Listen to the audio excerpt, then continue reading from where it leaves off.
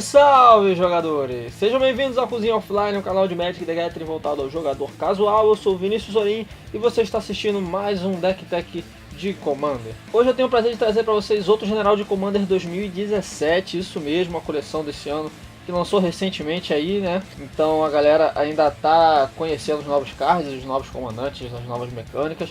E eu me propus, por meio destes vídeos aqui, a tentar ajudar a galera expondo aqui algumas das minhas ideias acerca de todas essas novidades que a gente está vendo nessa coleção. Já tem vídeo no canal sobre os novos comandantes dessa edição, já falei sobre todos os principais de cada pré-construído, né? E agora eu estou partindo para os comandantes secundários. Hoje nós vamos falar sobre a Licia, Tribuna Sanguinária, criatura integrante aí do deck de vampiros. Então vou fazer uma análise do potencial dessa carta ao liderar o deck de Commander, né? As estratégias, as jogadas, as cartas que a gente pode estar usando para construir um deck legal com esse general, ok? Eu elaborei aqui uma lista com esse comandante e vou apresentar ela destacando os pontos principais para você, assim como eu venho fazendo nos últimos vídeos e assim como pretendo fazer com os demais generais de Commander 2017. E embora eu ainda não sei se eu vou fazer vídeo para todos eles, né, já que tiveram algumas lendas aí que eu não curti tanto, então pode ser que alguns acabem ficando de fora. Entretanto, como sempre aqui no canal, eu vou dar prioridade, logicamente, aos desejos de vocês que participam aqui nos comentários. Então,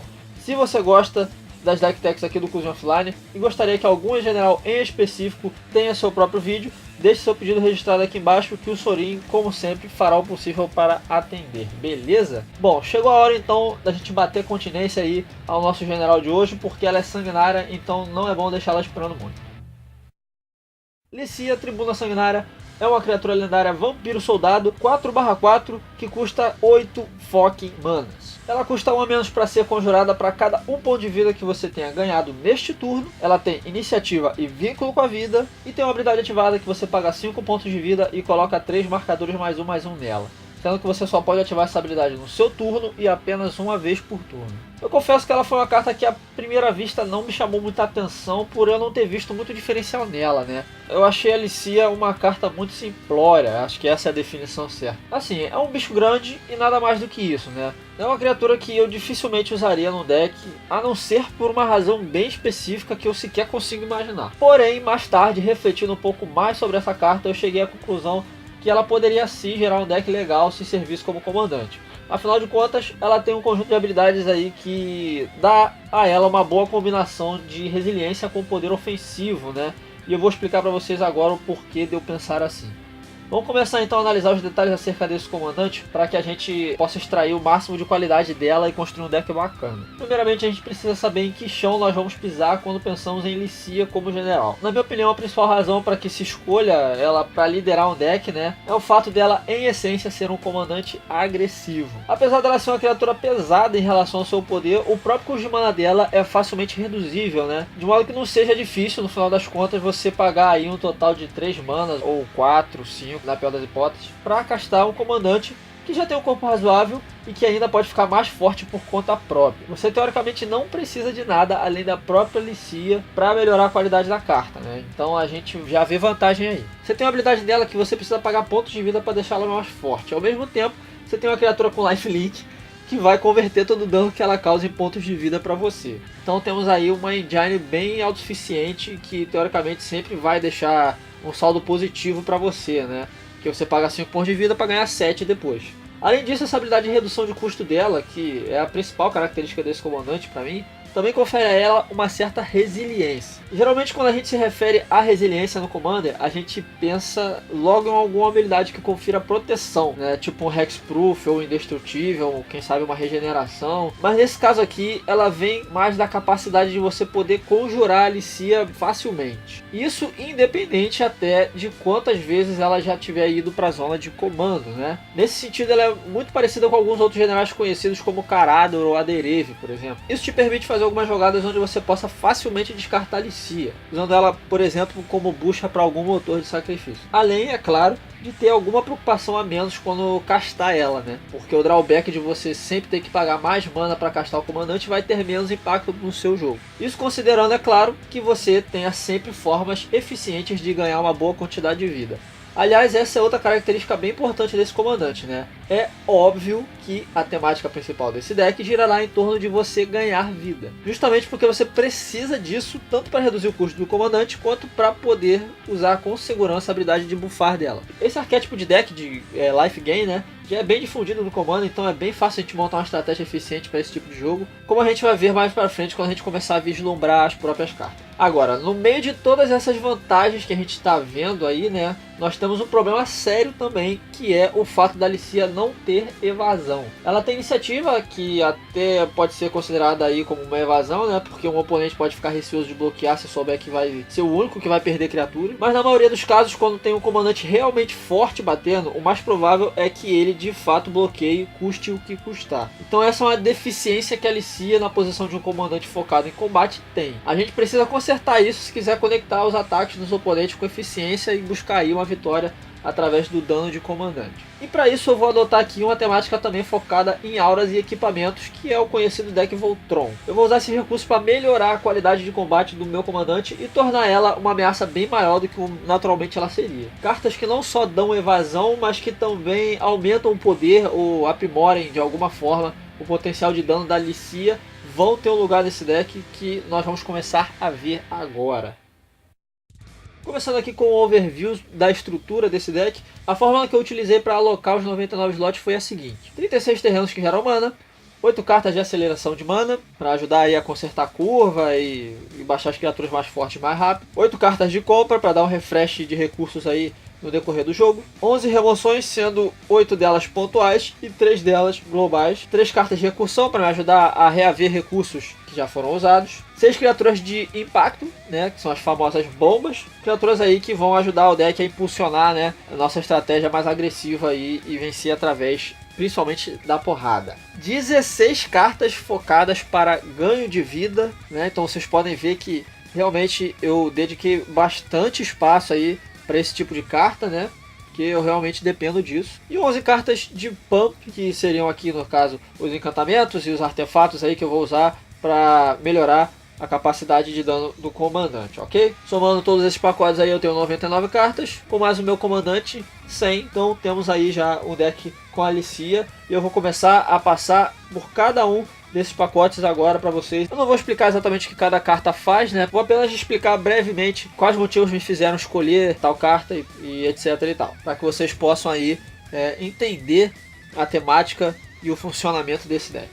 Passando primeiro pelos terrenos aqui, eu geralmente costumo falar pouco sobre as lands, né? Porque subentende-se que a gente usa elas apenas mesmo para gerar mana, mas alguns terrenos aqui tem alguns detalhes ou funções bem especiais, né? Bem específicas no deck. Como vocês já podem ver nessa primeira carreira aí, né, que eu estou apresentando, eu tenho aqui uma grande ocorrência de terrenos com efeitos que fazem ganhar vida, né? Então temos aqui essas Tapped Lands que quando entra em jogo você ganha um ponto de vida. Cruzamento de Kabira que só gera mana branca, mas é legal também pelo mesmo motivo dos outros 3 anteriores. Tem também aqui a Fonte Radiante, que é muito legal porque apesar dela gerar mana incolor, ela entra em pé e quando entra em jogo você ganha 2 pontos de vida. Então somando tudo isso aí você tem um terreno que no total gera 3 manas aí para você castar o seu comandante. Né? Aí tem a Estepe Flagelada e o Estádio dos Nômades. São duas cartas aí que você pode estourar para ganhar vida, né? No caso, o Estádio dos Nômades é um pouquinho melhor, né? Porque ele gera mana colorida e entra em pé, apesar de você perder vida, o que é tranquilo, porque o deck ganha bastante vida. Então, geralmente, essas Penlands aí, elas não são um problema tão grande. Só que ela no limiar, ou seja, quando você tiver 7 ou mais cartas no seu cemitério, você pode pagar uma branca, virar ela, sacrificar e ganhar 4 de vida, né? Isso aí já é uma quantidade bem boa aí, praticamente um ramp aí pro nosso comandante. Tem aqui a Câmara do Arcanjo, que dá toque mortífero e vínculo com a vida para o seu time. É legal você usar isso aí geralmente quando você tem alguma criatura na mesa para atacar e você bater e fazer o comandante depois do combate, né? Porque você já vai ter ganho potencialmente bastante vida aí, o comandante vai ter seu custo reduzido adequadamente. E ela com o comandante é legal também porque ela dá toque mortífero. A gente sabe que toque mortífero e iniciativa são dois keywords que combam legal, né? Tem aqui também a Morada do Sol, Fortaleza da Legião. É um terreno muito bom, principalmente em decks agressivos baseados no comandante, porque é um terreno que dá golpe duplo para uma criatura alvo, né? Tem a Mirren, que é um terreno lendário aí, fantástico. Ele adiciona mana incolor e você pode pagar 3, virar ele, sacrificar uma criatura e ganhar vida igual a resistência daquela criatura. Esse terreno é muito funcional com o nosso comandante por conta daquela parada que eu falei da recursividade. Não é um grande problema você sacrificar a Alicia, porque você pode conjurar ela facilmente depois, né?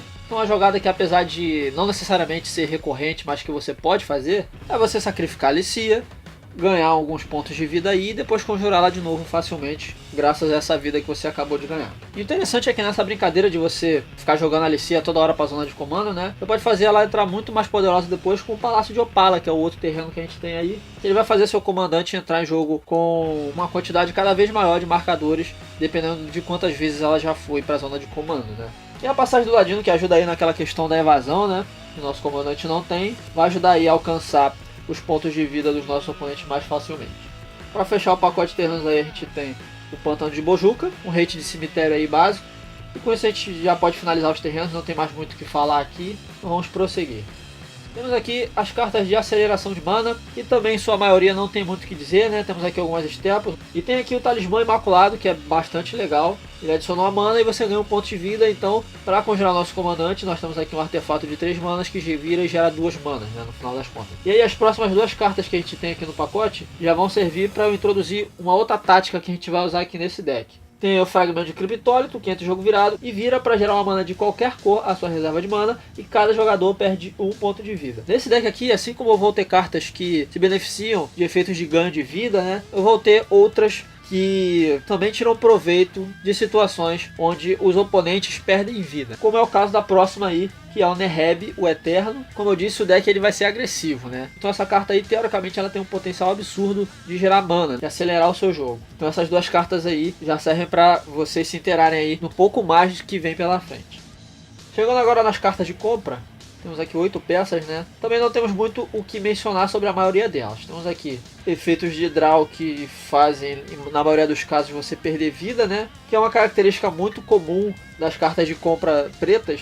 Essa vida que você perde, ela não vai fazer tanta falta, né? Na maioria dos casos, porque a gente está falando de Commander, né? A gente tem mais vida e o nosso deck propriamente é feito para ganhar vida. Então essa vida que você perde você recupera facilmente. Então eu estou usando essas compras aí que são eficientes, elas funcionam. Temos aqui, por exemplo, a Arena Phyrexiana, que é uma excelente carta, dá um draw adicional por turno e você perde um ponto de vida. Temos também aqui o Read the Bonus, Custo da Ambição e a Cobiça, que são todas cartas funcionalmente aí parecidas. Aí tem aqui a Pinça Craniana, dá mais ou menos um aí, um reforço mezinho, mas o grande diferencial dela é que ela é uma máquina de compra, né? E tem alguns efeitos de sacrifício no deck, então não é tão difícil assim de você comprar essas cartas aí quando você realmente estiver precisando. E as 2 cartas mais específicas que a gente tem aqui são o Poço dos Sonhos Perdidos, que é uma carta muito comum em decks de ganho de vida, né? Ela é um motor de compra bem eficiente, ela exige que você gaste uma mana, mas em alguns momentos do jogo pode ser tudo que você precisa para você poder voltar com força total. E a Tymna Tesselan, que é uma carta aí que tem um precedente parecido com o Neheb, que a gente acabou de ver lá. Na verdade aqui depende da quantidade de oponentes que sofreram dano, né? Pode ser um motor de compra eficiente aí também, tem vínculo com a vida, então tá dentro da proposta do nosso deck aí. Com isso a gente encerra esse pacote de compra também, vamos prosseguir aí com a nossa deck tech. Vamos falar agora sobre as remoções. Temos aqui algumas cartas também bem manjadas, né? O Fim Absoluto e o Desfazer Angustiado, que são remoções pontuais aí de permanente, muito comum em decks Commander que tem um preto e branco. Voltar ao Pó, que é uma excelente remoção de artefato e encantamento, porque ele pode exilar até 2 permanentes, então é aquela velha história do 2 para 1, né? Da mesma forma aí nós temos essa Split Card, que é o Desgastar e Rasgar, uma carta muito versátil também, muito legal. E tem uma outra split card aí, a Raid/Seek. Curioso que a tradução dessa carta, se eu não me engano, é pique-pega e esconde-esconde, alguma coisa assim. Posso estar enganado, mas alguma parada dessa. No caso aí, a Face Boros, que é o Raid, é uma remoção de artefato e encantamento, né? Você bota o artefato e encantamento alvo no fundo do Grimoire do Dog. Legal aí pra lidar com permanentes indestrutíveis. E outra face, a Face Orzhov, que é o Seek, é também bastante legal. Você procura no Grimoire do oponente por um card e exila, e depois você ganha vida igual ao custo de mana convertido dele. Então serve tanto pra você ganhar vida por um custo relativamente baixo e também com uma remoção eficiente aí, principalmente contra o pessoal que gosta de combar, né? É legal imaginar você dando aí um Colosso de Aço Nefasto, por exemplo, ou algum Eldrazi grandalhão, né? E tem aqui também o Karlov do Conselho Fantasma, que ele tá aqui no pacote de remoções porque é por causa da segunda habilidade dele, né? Você remove 6 marcadores e exila uma criatura. Só que ele também pode ser uma bomba, né? Porque é muito fácil deixar esse bicho grande, porque toda vez que você ganhar vida, você coloca 2 marcadores mais um nele. Provavelmente se você fizer ele no começo do jogo, ele vai ficar grande rápido, né? Por conta daqueles terrenos que quando entram faz você ganhar vida e tal. Então é uma cartinha legal aí e serve como remoção também. Então essas aí são as remoções pontuais. A gente tem também aqui 3 remoções globais, né? Temos aqui a Evicção Piedosa, que é uma carta muito boa, muito versátil, né? Você escolhe o que você quer exilar. Fumigar, que também é bem bacana. Você destrói todas as criaturas e ganha um ponto de vida para cada criatura que você destruiu. Então é uma remoção bacana aí de você jogar antes de você conjurar o seu comandante, né? E temos a Combustão de Chandra, que é uma remoção global aí muito legal, porque ela em si não dá o dano. O que dá o dano é a criatura que você está dando alvo com ela. O que é bastante funcional se a gente parar para pensar que boa parte das cartas do nosso deck, inclusive o nosso comandante, tem vínculo com a vida. E o vínculo com a vida também converte o dano que não seja de combate que a criatura causa. Então você imagina que você pode ganhar uma quantidade bem absurda de vida se você fizer uma jogada dessas, né? Bastante interessante aí. Terminamos por aqui com as remoções, vamos seguir e falar sobre algumas recursões que a gente tem no baralho. Temos aqui o Titã do Sol, com uma excelente carta do branco, né? Além de servir como uma bomba, porque é uma criatura forte, ele também pode te ajudar a dar uma resiliência para sua mesa, com esse efeito de recursão que ele tem, que é bastante reutilizável, porque ele triga toda vez que ele ataca. Então, enquanto ele estiver na mesa e você estiver atacando, você vai estar devolvendo alguma coisa do seu cemitério para o jogo. Então, bem legal o Titã do Sol. O Troll do Tesouro, que é um pouquinho parecido com o Titã. Em certo ponto ele não é tão bom porque ele devolve a permanente para a mão, mas por outro lado ele é melhor porque ele não tem limitação do custo de mana, né? E é uma carta que tem extorquir. Essa habilidade de extorquir ela vai aparecer muito no deck, né? Muitas outras permanentes aqui elas vão ter essa habilidade ou habilidades funcionalmente parecidas, por conta justamente de ser uma ótima maneira de você ganhar vida por um custo relativamente baixo. E temos aí a Reclamação Phyrexiana, que é um encantamento muito bom. Você paga 2 manas e 2 pontos de vida e devolve uma criatura do seu cemitério para a sua mão, ok? Essas são as 3 cartinhas aí de recursão. Vamos falar agora das bombas que nós temos, né? Das criaturas de alto impacto. E aí a gente já começa a entrar numa pegada mais específica, né? Aqui no nosso deck.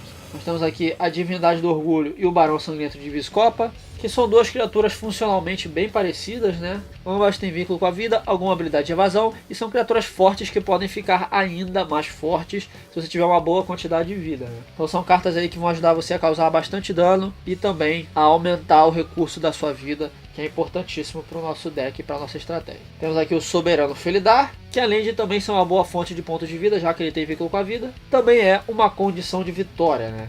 É aquele tipo de carta que você faz e provavelmente os oponentes vão ter que parar tudo para poder lidar com isso aí. Praticamente uma staple em deck de ganho de vida, então está justificada aí a sua adição ao deck. Temos aí a Égua Solar Adornada, que é uma criatura com corpo legal, mas tem uma excelente habilidade aí de criar fichas, né? Um recurso bem legal aí para você aumentar o seu poder de fogo e partir para pancadaria. Temos aí o Senhor Vampiro Audaz, e também tem um corpo legal e faz com que sempre que você ganhe pontos de vida você acabe fazendo um oponente perder aquela mesma quantidade. Um bicho legal que vai funcionar com cartas como Nerébio e também com a próxima carta que a gente vai ver aqui, que é o Hack do Senhor dos Tumultos. Essa é uma adição ao deck que eu curti bastante, porque ele tem um efeito aí de redução de custo que a gente também consegue explorar muito bem com a nossa estratégia. Então você imagina aí, pelo que a gente já viu no nosso deck, que é um recurso aí de bastante qualidade que a gente vai ter. E agora chegou a hora de falar sobre a espinha dorsal do deck, que são os efeitos de ganho de vida. Como eu disse, ao todo eu tenho 16 slots aqui dedicados só para essa função.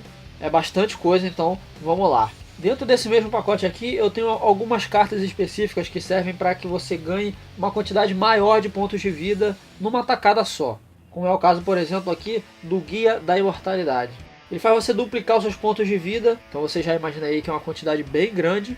Tem também aqui o Tributo de Sangue, que é um slot até flexível no deck, né? É discutível se isso aí é jogável, porque ela é uma carta que tem reforçar e o reforçar dela exige que você vire um vampiro que você controla. Eu tenho poucos vampiros nesse deck, né? Esse deck não é um deck tribal, mas o nosso comandante é um vampiro. E como a gente pode contar bastante com ela, é um caso a se pensar aí. Prosseguindo aí temos o Entreposto, que é uma carta bastante versátil, né? Eu pus ela no deck especialmente com a função de você ganhar vida, mas você não necessariamente precisa usar ela só para isso, né? Pode servir como uma recursão de artefato, pode usar também para comprar uma cartinha, fazer uma ficha de bode para bloquear um ataque devastador aí, né? Ou usar como bucha de sacrifício mais tarde, enfim. Tem várias funções aí o Entreposto. Tem aqui a Aili Peregrina Eterna, uma criatura com toque mortífero e que tem 2 efeitos aí que servem como motor de sacrifício, né? O primeiro serve para você ganhar vida, a gente já viu que isso funciona legal com a Alicia particularmente, e a segunda habilidade dela também serve como remoção. Temos aqui também a Words of Worship, que permite você trocar uma carta que você fosse comprar por 5 de vida. Essa carta é particularmente interessante combada com uma carta que a gente já viu, que é o Poço dos Sonhos Perdidos, né? Essas duas cartas juntas, elas podem gerar um motor de compra e de ganho de vida simultâneo aí, muito absurdo. Então é uma tech interessante aí desse baralho. E temos aqui também o Arquivo de Aramarret, que é uma carta que em si ela não faz você ganhar vida, mas ela dobra a quantidade de vida que você fosse ganhar. Também pode reforçar todos os efeitos de compra que você tem no baralho. Enfim, a carta é excepcional aí, vale muito a pena você usar. E aí agora, todas as cartas daqui pra frente, elas vão ter um efeito de extorsão, né? Que é meio que um lance de você colher impostos, né, entre aspas. Você tira um pouquinho de vida de cada jogador e em contrapartida pega essa vida para você. São efeitos bem bacanas no mesão e no Commander funcionam bastante. Nós temos aqui algumas cartas com extorquir, no caso a Obediência Cega e a Abantesma da Cripta. Todas as duas, além de servirem ao propósito de você ganhar vida, também servem para outra coisa, né? No caso a Abantesma serve também como motor de ramp, porque ela meio que duplica a mana que os seus pântanos fossem gerar. Nosso deck não é só preto, então a gente não vai tirar tanto proveito disso, mas ela tá aqui mais mesmo pelo lance do extorquir, então essa habilidade de gerar mana ela é mais como um bônus. E a Obediência Cega, uma carta que vai meio que desacelerar o jogo dos seus oponentes em alguns casos, né? E em outros também tirar alguns bloqueadores em potencial dos seus adversários. Temos aqui o Obnic Series of the Black Oath, que é um planalto bem legal aí, sobretudo pela sua primeira habilidade, que é o +2, que faz um extorquir, né? Você tira um ponto de vida de cada jogador e você ganha vida igual a vida que os seus oponentes perderam dessa forma. As outras duas habilidades dele são também muito legais. Uma delas faz você colocar uma ficha de demônio com voar, né? Uma ficha 5/5, então é um poder razoável aí, legal também. E o Ultimate é sensacional, te dá um emblema aí muito legal, e se você conseguir fazer, você só tem a ganhar. Temos aí o Cerco ao Palácio, que tá aqui mais pela habilidade aí de tirar a vida dos oponentes e fazer você ganhar, né? Mas ela também pode servir como uma carta de recursão muito boa, por sinal. Então é bem capaz de você, ao invés de escolher o Dragões, você escolher Khans aí, justamente para ter esse motor de recursão aí, que é bem útil. O Mercador Cinzento de Asfódelos, que é uma carta bastante conhecida aí, que no caso aqui tem um potencial absurdo de fazer você ganhar vida. Então bem legal. E também o Cambal, Cônsul da Alocação, que gera um efeito aí de taxação, né? Essa é uma carta que eu testaria, né? Porque com ela, em muitos casos, você vai ganhar vida no turno do oponente. E o mais interessante aqui é que você ganhe vida no seu turno, né? Pra você poder explorar a maioria dos efeitos enérgicos do deck. Mas é uma carta que vale testar, então tá aí. Temos aqui o Vampiro do Porto Altivo, que não é uma carta que faz você ganhar vida, mas faz você causar dano no oponente toda vez que você ganhar vida. Então ela vai funcionar aí como um efeito de extorsão reversa, né? E por último, nesse pacote temos o Obsedate Conselho Fantasmal, que também pode ser considerado uma bomba, né? Mas a maior razão dele estar no deck é a capacidade dele de ganhar vida com bastante resiliência, né? Essa é uma carta muito chata que vai toda hora entrar e sair do jogo. Vai ser difícil dos seus oponentes removerem, porque na maior parte do tempo ele vai estar exilado. Então ele vai gerar aí um motor de ganho de vida bem eficiente. Enfim, vamos falar agora das cartas que vão servir aqui para reforçar nosso comandante, né? Estamos chegando aí já no final da nossa deck deck, esse é o último pacote que falta ver. Temos aqui alguns artefatos, encantamentos que vão servir para aumentar a qualidade dos nossos cards, né? Não só do nosso comandante, mas também para algumas criaturas do nosso baralho. Temos aqui a Convicção Verdadeira, que é um encantamento fantástico aí que dá golpe duplo e vínculo com a vida para todas as criaturas. Em muitos casos o vínculo com a vida vai ser redundante, porque boa parte das nossas criaturas já tem vínculo com a vida, porém muitas delas também não tem, então isso aí vai ser legal. Mas a principal razão dessa carta tá aí é o golpe duplo que ela confere, né?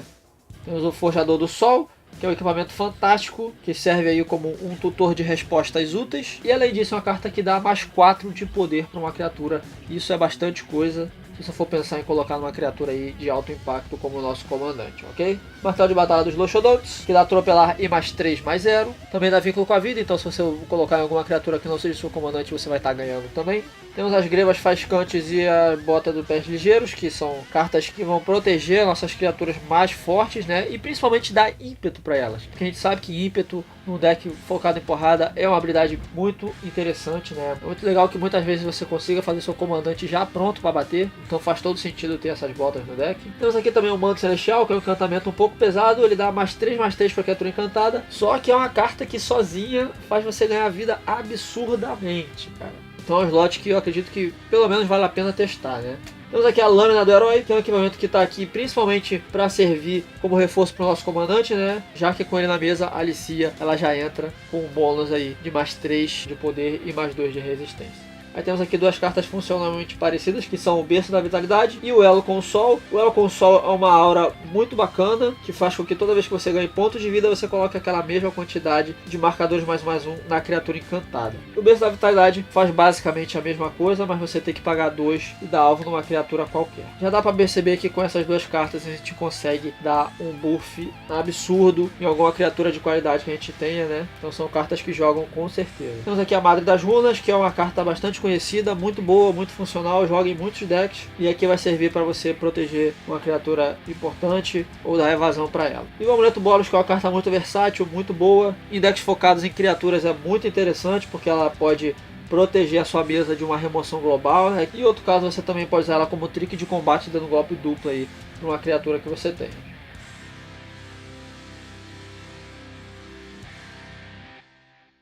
Bom galera, essa aí foi a lista que eu montei com a Alicia, Tribuna Sanguinária. Vocês puderam ver que eu foquei bastante nesse lance de ganhar vida, o que já era esperado, né, de um deck da Alicia, porque a carta ela meio que sugere isso já, mas eu também foquei bastante na possibilidade de vencer através do dano de comandante, já que como vocês viram aí no final da deck tech, eu foquei alguns slots aí para reforçar o poder de fogo, principalmente dela. Porém, ao mesmo tempo, mesmo que o deck ele seja construído focado no comandante, você não precisa necessariamente dele, né? A gente viu que tem criaturas de bastante valor, né, que podem aí agregar ao seu jogo de forma agressiva também. Então eu acho que é um deck que ele pode ser bastante consistente com o seu plano de jogo, né? E certamente pode causar bastante estrago aí numa partida de Commander, ok? Então é isso aí, com isso nós encerramos nossa deck tech de hoje. Espero que vocês tenham gostado do vídeo. Eu estou muito empolgado em fazer esses vídeos de Commander. Queria aproveitar esse momento final aqui para agradecer o pessoal que vem acompanhando as deck techs aí, não só curtindo e assistindo os vídeos, como também comentando, né, dando opiniões, dando feedback sobre os decks aí. Pô, muito legal mesmo. Eu acho que esse é o intuito dos vídeos. Nós temos poucas deck techs de Commander